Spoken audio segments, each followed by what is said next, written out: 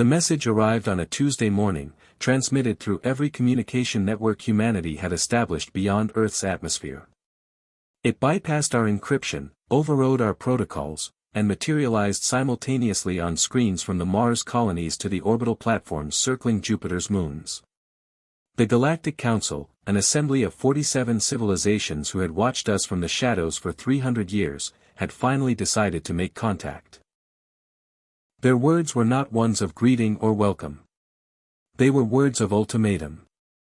Secretary General Maria Chin stood in the emergency session chamber, her hands resting on the podium as she read the transmission aloud to the assembled leaders of humanity. Her voice remained steady, though those who knew her well could detect the tremor beneath her composure. The Council's message was clinical in its brutality. Humanity had 72 hours to dismantle every military installation beyond Earth's orbit, recall every armed vessel, and submit to immediate oversight of all expansion efforts. Failure to comply would result in what they termed necessary containment measures. The phrase was diplomatic, but its meaning was unmistakable. They would cage us, or they would erase us. The chamber erupted into chaos the moment she finished reading.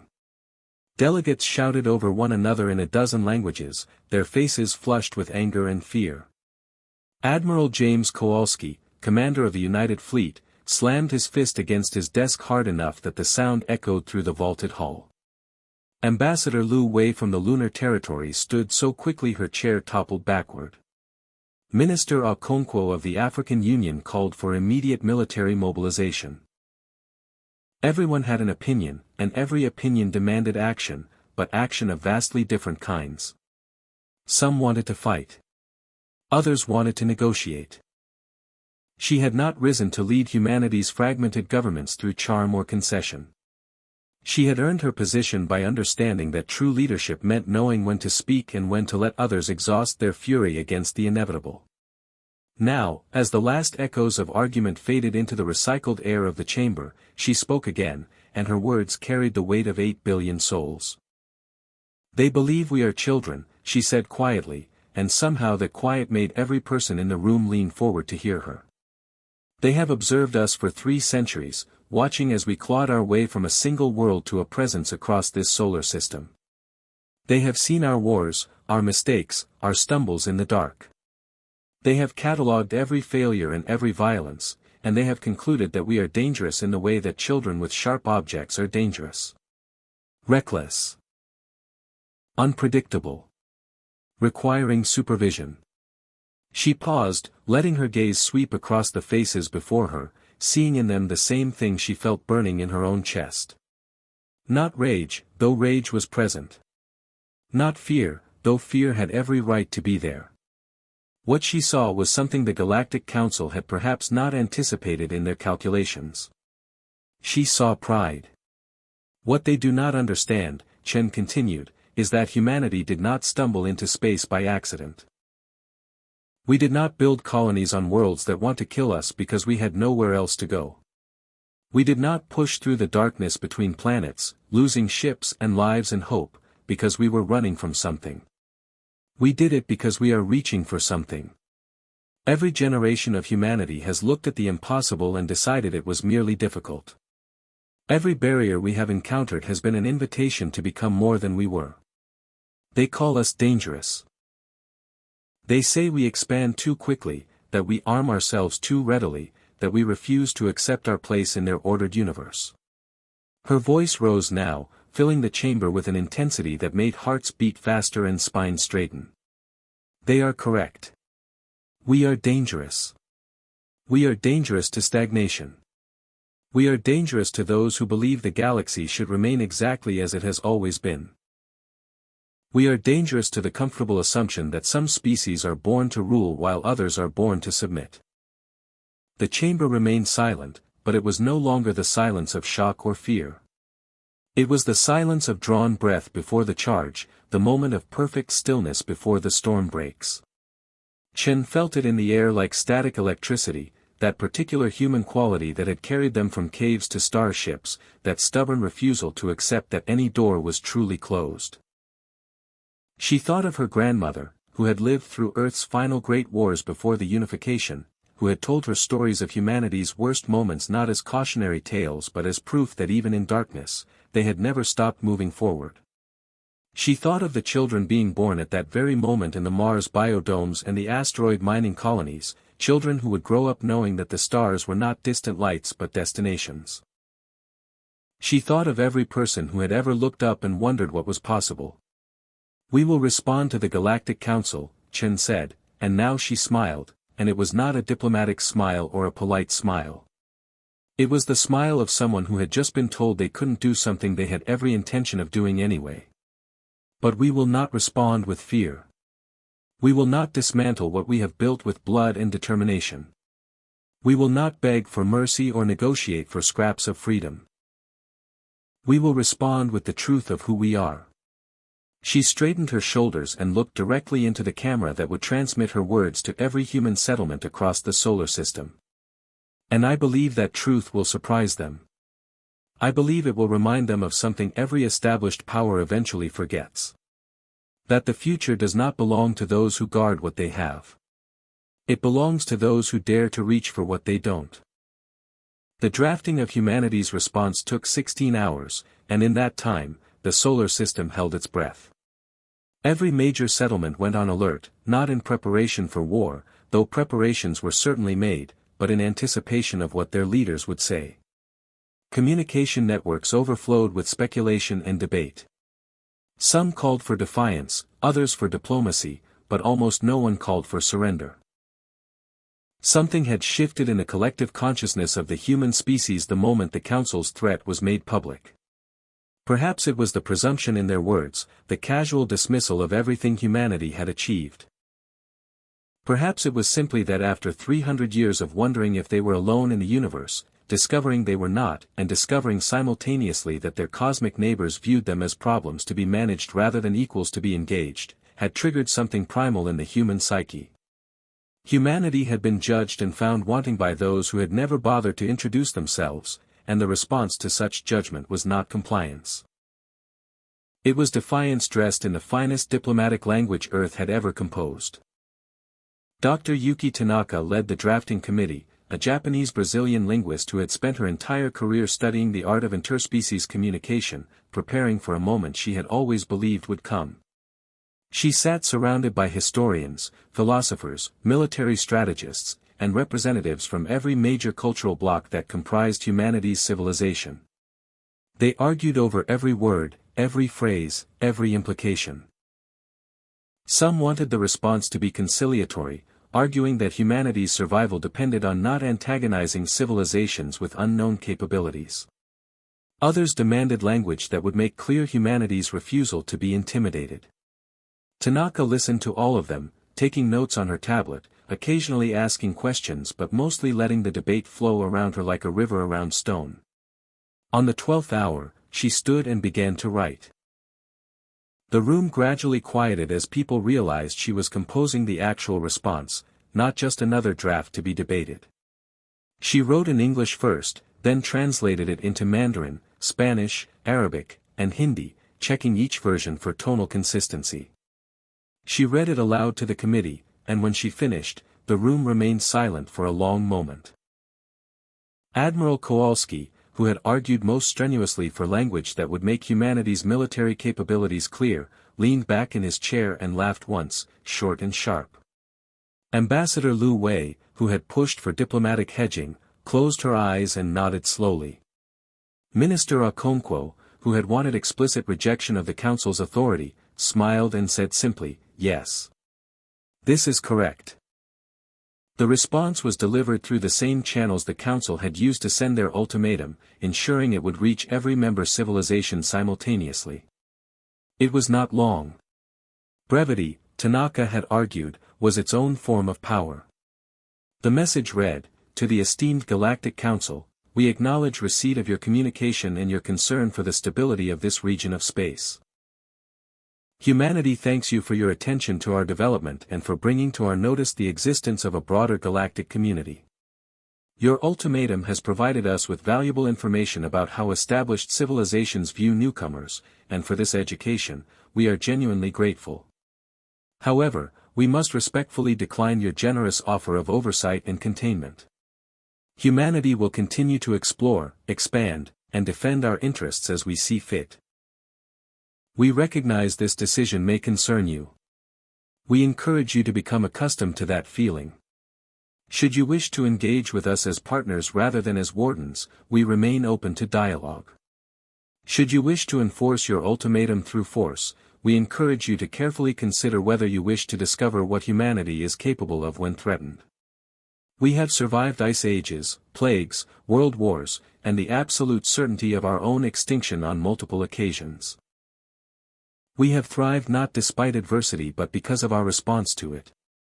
We are, as you have correctly observed, dangerous. We suggest you consider whether you wish to discover exactly how dangerous. With respect and anticipation of future relations, the Government of United Humanity. The message was sent at exactly the 60-hour mark of the Council's deadline, leaving them 12 hours to process humanity's response before their own deadline expired.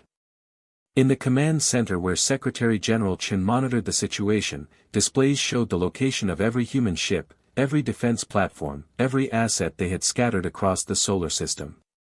It was not an impressive fleet by the standards of civilizations thousands of years older than humanity. It was not the overwhelming force that could stand against unknown technologies. But it was theirs, built with human hands and human determination, and they would not surrender it because someone who had never introduced themselves decided they were growing too quickly. Chen stood with her hands clasped behind her back, staring at the display showing Earth, her blue-green surface partially shrouded in clouds, unaware of the drama playing out in the black above her atmosphere. Somewhere down there, Chen's daughter was sleeping in Sao Paulo, dreaming whatever dreams 9-year-old girls dreamed. Somewhere, her son was studying for his medical exams in the orbital university above Mars. Humanity was not an abstract concept to Chen. It was not 8 billion statistics or a philosophical position. It was every specific person she loved and every stranger she would never meet, all of them deserving of a future they chose for themselves rather than one imposed by others. Do you think they'll actually attack? Admiral Kowalski had come to stand beside her, his uniform crisp despite the fact that he had not slept in 36 hours. His question was quiet, meant only for her, and she appreciated that he asked it here rather than in front of the assembled delegates. Chen considered the question seriously before answering. I think they expected us to comply. I think they sent that ultimatum believing we would recognize the futility of resistance and accept their authority. Our response has introduced a variable they did not anticipate.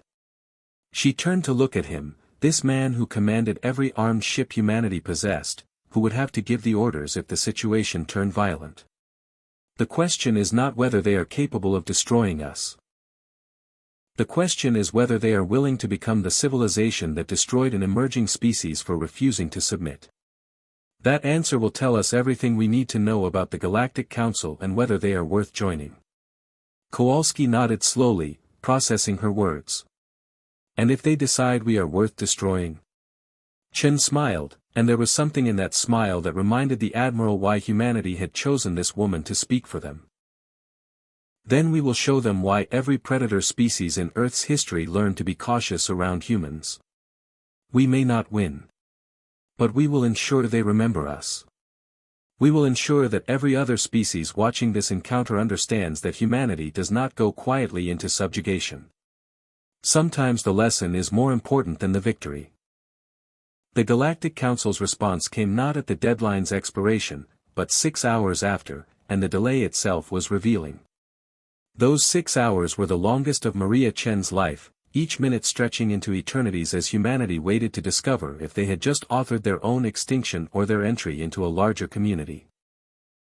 Every telescope, every sensor, every detection grid humanity possessed was focused outward, searching for the signs that would indicate incoming weapons, ships, or whatever method the Council intended to use for their necessary containment measures. Children were kept home from schools. Emergency supplies were distributed to colonies. Hospital ships were placed on standby. The solar system prepared for war while hoping desperately for peace, that uniquely human state of simultaneous preparation and prayer. When the Council's second message arrived, it came through official diplomatic channels rather than the override protocols of their ultimatum, and that change in methodology was the first hint that something fundamental had shifted. The message requested a face-to-face meeting between the Council's diplomatic envoy and humanity's chosen representatives at a neutral location equidistant between Earth and the nearest Council territory. The language was formal, almost stiff, entirely lacking the paternalistic dismissiveness of their first communication. They did not acknowledge humanity's refusal. They did not threaten consequences. They simply invited dialogue, and in that invitation, Chen recognized the sound of an opponent re-evaluating their position. The meeting took place 36 hours later aboard a construct that materialized at the designated coordinates, a station that had not existed moments before and that seemed to assemble itself from principles of physics humanity did not yet understand. Chen led the delegation herself, accompanied by Admiral Kowalski, Ambassador Liu Wei, and Dr. Tanaka. They traveled in the flagship of the United Fleet, the Churchill, a vessel named for a human who had once promised nothing but blood, toil, tears, and sweat, and who had led his people to survival through that honest accounting of cost. The symbolism was not accidental. The Council's envoy was a being that called itself Meridian, though Chen suspected that was a title rather than a name. It appeared vaguely humanoid, but the appearance seemed more like a courtesy than a reflection of its true nature. Its form shifted subtly when observed from different angles, as if it existed slightly out of phase with conventional space. When it spoke, its voice came from everywhere and nowhere, translated instantaneously into perfect English with undertones that suggested it was simultaneously speaking perfect Mandarin, perfect Spanish, and perfect everything else to whoever was listening. It was, Chen realized, a being designed to be diplomatic, possibly engineered or evolved or created specifically to interface with other species. Your response was unexpected, Meridian began without preamble, and Chen appreciated the directness even as she carefully noted the word choice. Not inappropriate. Not foolish. Unexpected. The Council has observed 117 species reach approximately your level of development. All but 3 complied with integration protocols when presented with Council oversight. Chen settled into her chair with deliberate casualness, projecting the ease of someone attending a business meeting rather than a negotiation for species survival. And what happened to those 3, she asked, though she suspected she knew the answer. 2 eventually complied after extended observation periods and gentle encouragement. The 3rd was quarantined to their home system until they achieved sufficient social maturity. Meridian's form rippled in a way that might have been the equivalent of a shrug. That quarantine has been in place for 4,200 years. 4,000 years. Ambassador Liu Wei leaned forward, her diplomatic mask firmly in place but her eyes sharp with calculation. Your patience is admirable. But surely you understand that from humanity's perspective, such a quarantine is indistinguishable from imprisonment. The Council does not see it that way. We see it as protection, both for the immature species and for the wider galactic community. Space is dangerous. Resources are finite. Territory must be managed.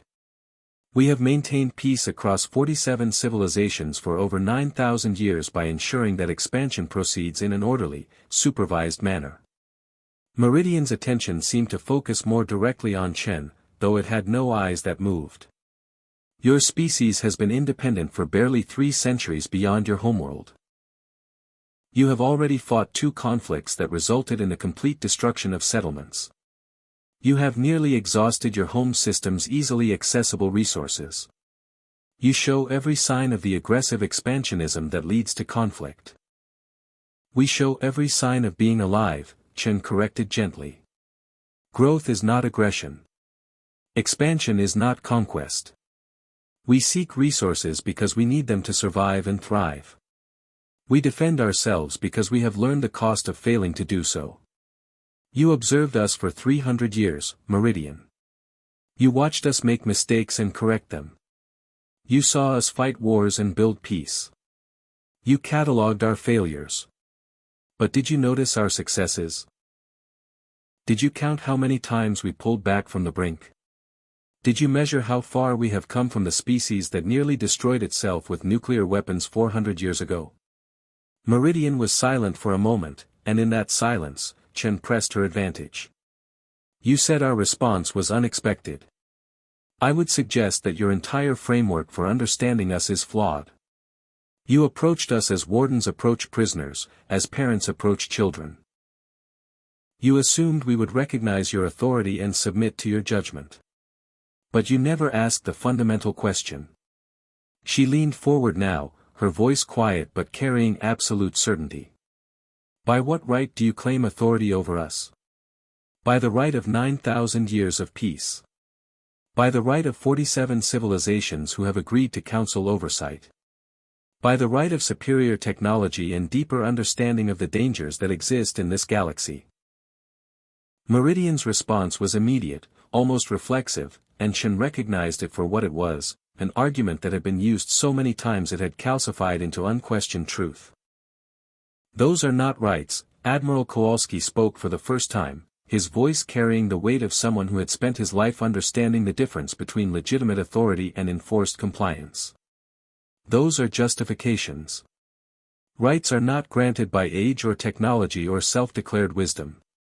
Rights are inherent. Humanity did not need your permission to exist. We do not need your approval to grow. We do not require your oversight to make decisions about our own future. You have achieved peace among 47 civilizations. That is admirable. But you achieved it by ensuring that all those civilizations accepted your authority. You have built a community of the compliant. We are offering you something more challenging and more valuable. The opportunity to engage with equals who disagree with you. The station around them seemed to hum with a frequency just below hearing, and Chen wondered if Meridian was communicating with the council, reporting this exchange, seeking guidance. She waited, patient as stone, letting her words and Kowalski's sink in. Dr. Tanaka had taught her that in cross-cultural communication, silence was often more powerful than speech. Humans feared silence and rushed to fill it. But if other species did the same, then the one who could endure silence the longest often controlled the conversation. Finally, Meridian spoke again, and this time there was something different in its tone. Not quite uncertainty, but perhaps the beginning of reconsideration. The Council has never encountered a species quite like yours. Most species that achieve faster-than-light travel do so through the sharing of knowledge with mentor civilizations. Most expand slowly, carefully, with guidance. You developed everything independently. You rushed outward with a speed that concerns us. Your response to our ultimatum was to thank us and refuse us in the same breath. You treat potential extinction as an opportunity to demonstrate resolve. The Council finds this behavior difficult to interpret. Chen smiled, and it was a genuine smile, because she finally understood what was happening.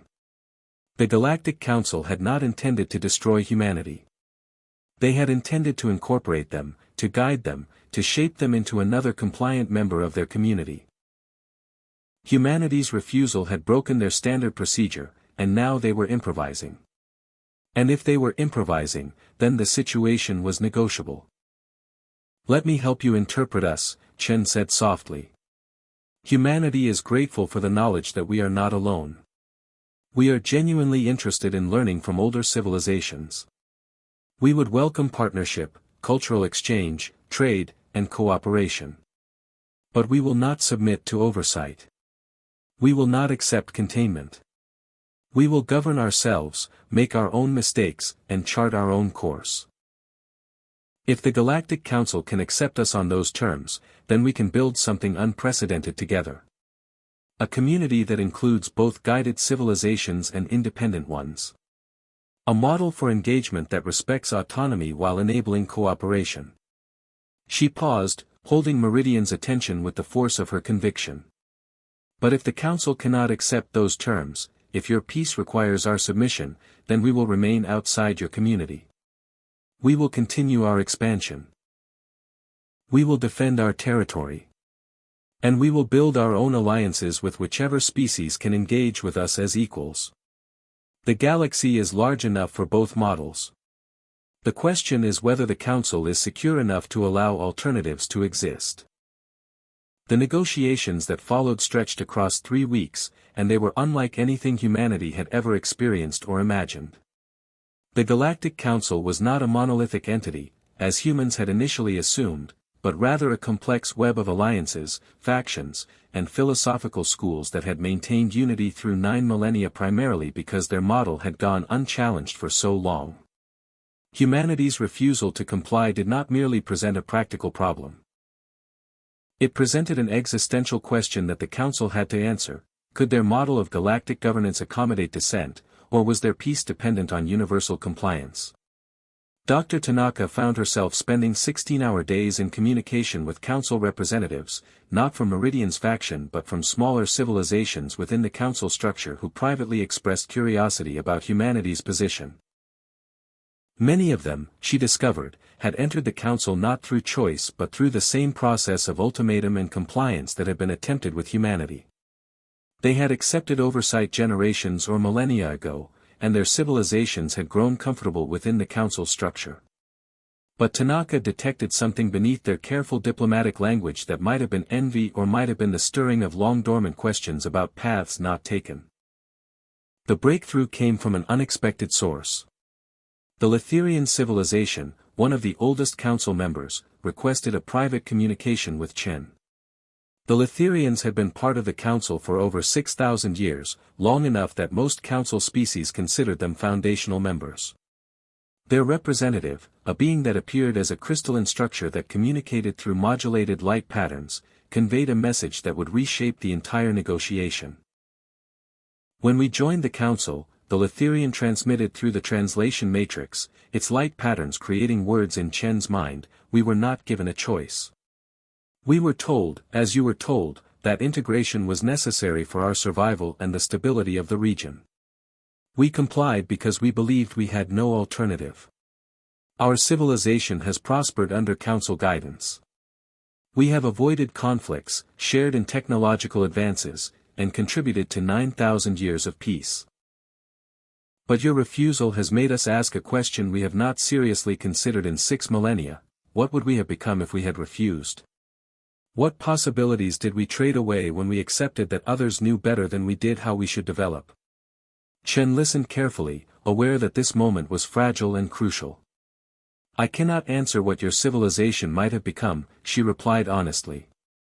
But I can tell you what humanity knows about ourselves. Every major leap forward in our history came from questioning established assumptions. Every time we were told something was impossible, someone eventually proved otherwise. Our greatest strength is not our technology or our resources. It is our willingness to try anyway, even when failure seems certain. Sometimes especially when failure seems certain. The Letherians' light patterns shifted in a way the translation matrix interpreted as contemplation. The Council maintains that its model has prevented wars, saved civilizations from self-destruction, and created an unprecedented era of cooperation. These claims are not false. But the Council also maintains that alternatives to this model lead inevitably to chaos and conflict. We have never tested that assumption because we have never allowed alternatives to persist long enough to mature. You are offering us the opportunity to test it now. Over the following days, a coalition began to form within the Council itself. The Letherians, along with 3 other older civilizations and 7 younger ones, began advocating for what they termed the Parallel Development Protocol.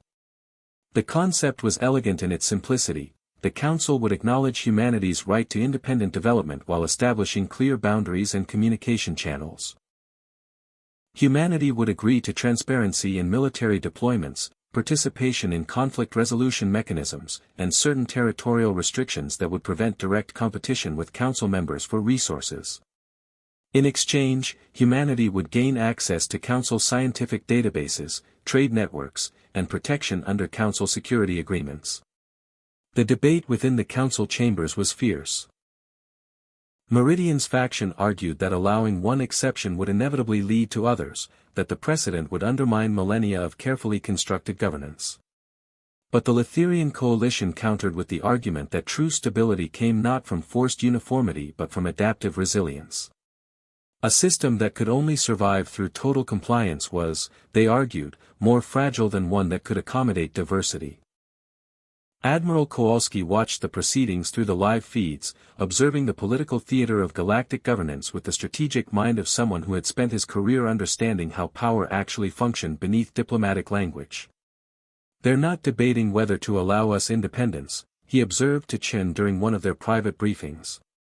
"They're debating whether to reform their entire system. We've accidentally triggered a civil rights movement."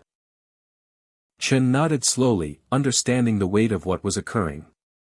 "The question is whether that helps us or makes us the flashpoint for their internal conflicts. If the Council fractures over this, we could find ourselves at the center of a galactic crisis. Or," Ambassador Lu Wei interjected thoughtfully, "we could find ourselves with a dozen allies who are equally interested in reshaping galactic governance. The enemy of my enemy may not always be my friend, but civilizations questioning the Council's authority might see value in supporting the species that force that question into the open." The final vote in the Council took place on the 21st day of negotiations. The process was conducted through a mechanism humanity could not fully comprehend, something involving quantum entanglement and collective consciousness interfaces that translated into a simple numerical output. The vote was close. 26 civilizations supported the Parallel Development Protocol, 19 opposed it, and 2 abstained. Meridian's faction had lost, but the margin was narrow enough that the political landscape of the Galactic Council had fundamentally changed. The formal agreement was signed in a ceremony aboard the same station where negotiations had begun. Chen affixed humanity's seal to a document that would be recorded in crystalline matrices, quantum storage, and presumably methods humanity had not yet discovered. The moment felt simultaneously monumental and strangely mundane, the way most truly important moments did. History was being made, but it was being made through bureaucratic processes and diplomatic protocols, witnessed by a handful of representatives rather than cheering crowds. "We are entering uncharted territory," Meridian acknowledged as the ceremony concluded. Its tone had shifted over the weeks of negotiation, losing some of its certainty and gaining something that might have been respect. "The Council has never before established a formal relationship with an independent species. We do not know if this model will succeed." "Neither do we," Chen replied honestly.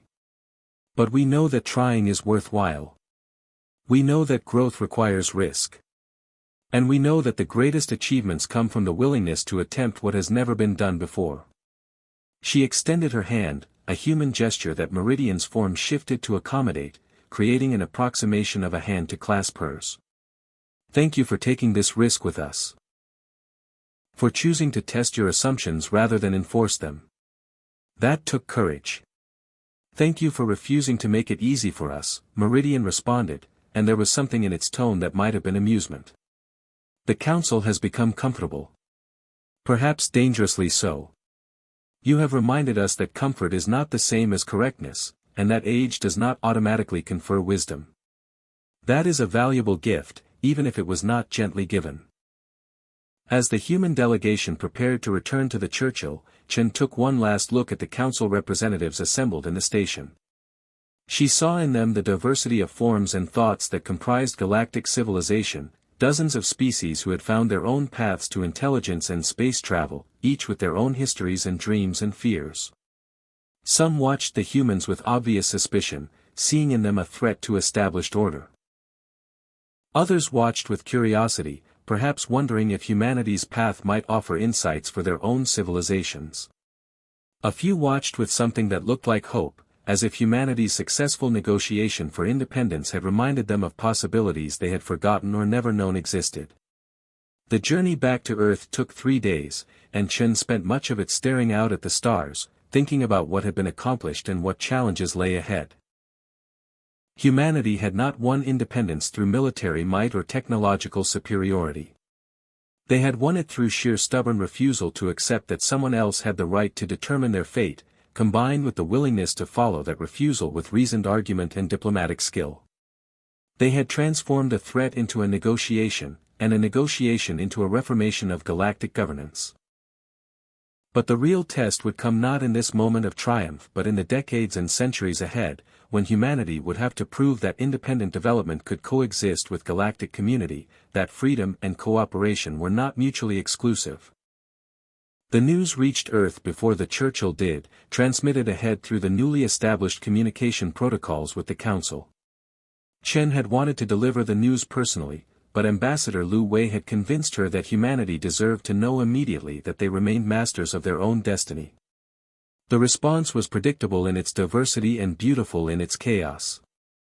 There were celebrations in the streets of Sao Paulo, Beijing, Lagos, and the orbital platforms above Mars. There were also protests from groups who felt humanity should have negotiated harder, or softer, or not at all.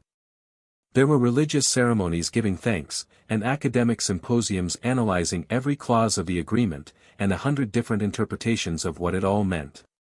Humanity, as always, could not agree on anything except that they would continue to argue about everything, and Chen found that reassuring in a way that universal consensus could never have been. Her daughter met her at the landing facility in Brazil, having traveled from school with Chen's sister who had guardianship during these weeks of crisis and negotiation. 9-year-old Sophia launched herself into her mother's arms with the complete faith that children have that their parents will always catch them, and Chen held her daughter and thought about the future this child would inherit. A future where humanity was not alone but not subsumed.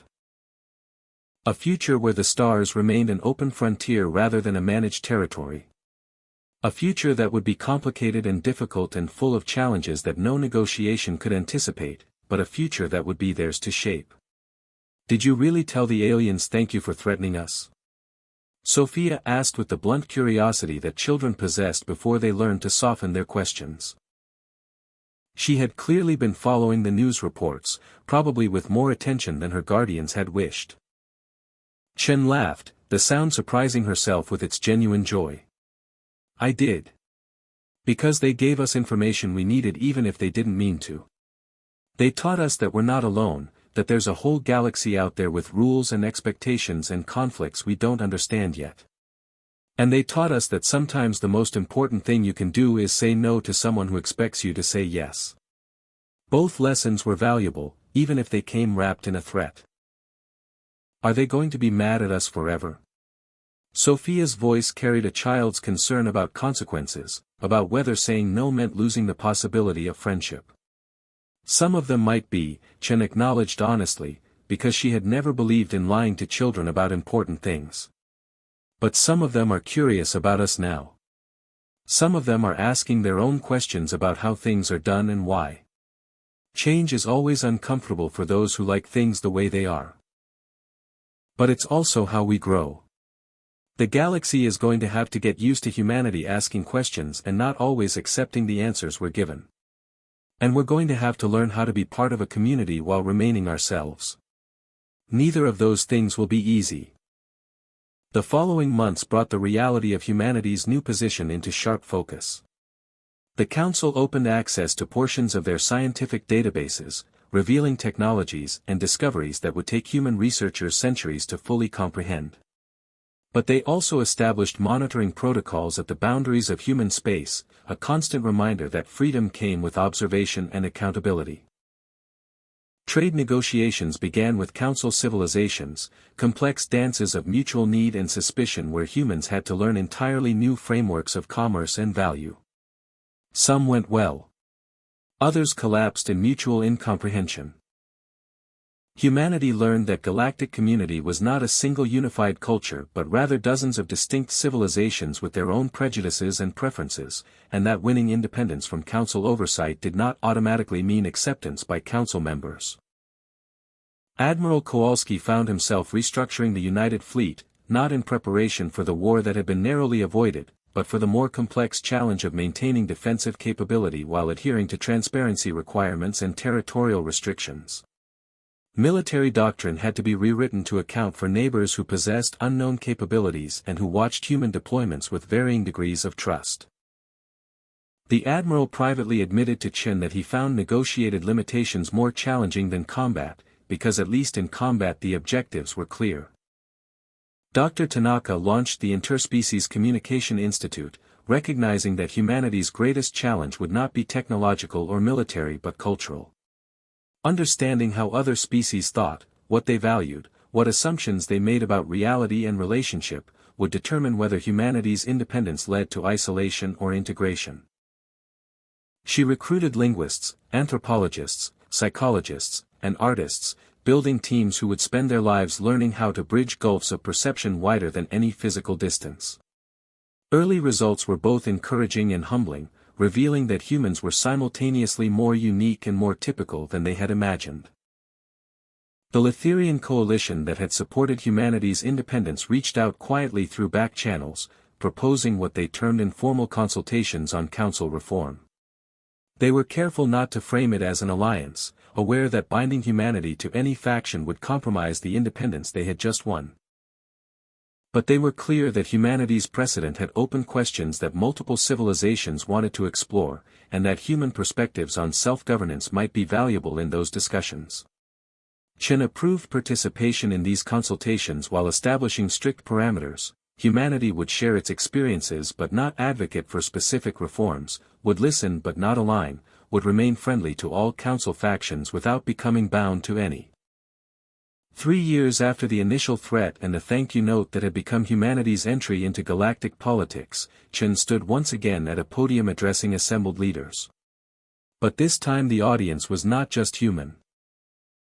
Through holographic projection and quantum communication, representatives from 47 council civilizations and a dozen independent species who had remained outside council governance watched as she delivered humanity's first address to the broader galactic community. She had spent weeks crafting the speech with Tanaka's help, knowing that every word would be analyzed and interpreted through dozens of cultural frameworks she could barely comprehend. 3 years ago, she began, humanity received a message that changed our understanding of our place in the universe. We learned that we were not alone, that our expansion into space had been observed, and that our independence was not assumed but rather conditional on our compliance with established authority. We responded with gratitude and refusal, a combination that apparently had not been attempted before. Today, I stand before you not to justify that response but to report on what we have learned since making it. She paused, letting the translation matrices process her words into the multitude of languages and communication methods required by the assembled species. We have learned that independence is not the same as isolation.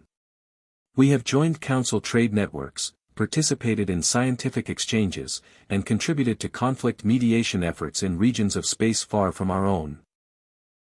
We have learned that freedom comes with responsibility, that refusing oversight means accepting accountability, and that true independence requires us to prove through action rather than argument that we can be trusted. We have also learned that our response to the Council's ultimatum resonated with more species than we initially understood. We have received delegations from civilizations asking about our governance models, our decision-making processes, our methods for maintaining unity while preserving diversity. Some of these conversations have been with Council members curious about alternatives. Others have been with independent species seeking allies who share their commitment to self-determination. We have tried to be honest in all these conversations, sharing both our successes and our failures, because we believe that genuine partnership requires transparency. Chen's gaze swept across the assembled representatives, human and alien alike, seeing in their varied forms the stunning diversity of intelligence and adaptation that the galaxy had produced. Humanity does not claim to have discovered the only correct path forward. We do not argue that our model of independent development is superior to council integration or any other approach. We simply insist that there must be room in this galaxy for multiple models, multiple approaches, multiple answers to the fundamental questions of how civilizations should relate to one another. The galaxy is vast enough for diversity. The universe is complex enough that no single system can adequately address all possibilities. 3 years ago, we thanked the Council for their threat because it taught us we were not alone and because it forced us to articulate who we are and what we value. Today, I thank them again, for the more difficult gift of allowing our independence to persist. I thank the Litherian Coalition and others who supported our petition for parallel development. And I thank all of you, whether you supported or opposed our position, for engaging with us, for testing your assumptions, for allowing humanity to prove through action whether independence can coexist with community." She leaned forward slightly, her final words carrying the weight of everything humanity had learned and everything they still had yet to discover. "We are still learning. We are still making mistakes. We are still that young species who grew too quickly and refused to submit when told to do so. But we are also learning to be good neighbors, reliable partners, and thoughtful contributors to galactic civilization. We ask for your patience as we continue this learning. We offer our partnership to any civilization willing to engage with us as equals. And we promise that humanity will continue to reach for the stars, not because we must, but because we choose to. Because reaching is what we do. It is who we are. And we invite all of you, council members and independents alike, to reach with us toward possibilities we have not yet imagined." The response to her speech was mixed, predictable in its diversity. Some council factions praised humanity's integration efforts while noting continued concerns about their expansion rates. Others remained openly skeptical that independence could coexist with stability. The Letherian Coalition released a statement endorsing humanity's model as worthy of serious study. Several independent species requested formal diplomatic relations. And 3 council civilizations quietly filed notices with the council administration that they were requesting their own transitions to parallel development status, citing humanity's precedent. That evening, Chen sat in her apartment in São Paulo, watching her daughter practice violin while the news networks analyzed every phrase of her speech. Sophia was 12 now, growing into the future humanity had fought to preserve, and Chen wondered what the galaxy would look like when this child reached her own age. Would the Council's model prove more resilient and adapt to include independent civilizations? Would humanity's model inspire a wave of independence movements that reshaped galactic governance? Or would some entirely unexpected development render all current predictions obsolete? She did not know, and she found comfort in that uncertainty. Humanity had thrived not by knowing the answers but by being willing to ask the questions, not by having clear paths but by being willing to forge new ones. They had received a threat and responded with gratitude. They had faced potential extinction and chosen defiance. They had won independence and were learning what to do with it. The story was far from over. In many ways, it was only beginning. But that was appropriate. Humanity had always been better at beginnings than endings, better at reaching than arriving, better at becoming than being. They would continue to frustrate those who valued order and inspire those who valued possibility. They would make mistakes and correct them, fail and try again, reach further and sometimes fall. But they would do it freely, as equals among the stars, masters of their own destiny even as they learned to be neighbors in a galaxy larger and stranger than they had ever imagined. And perhaps that was enough. Perhaps that was everything.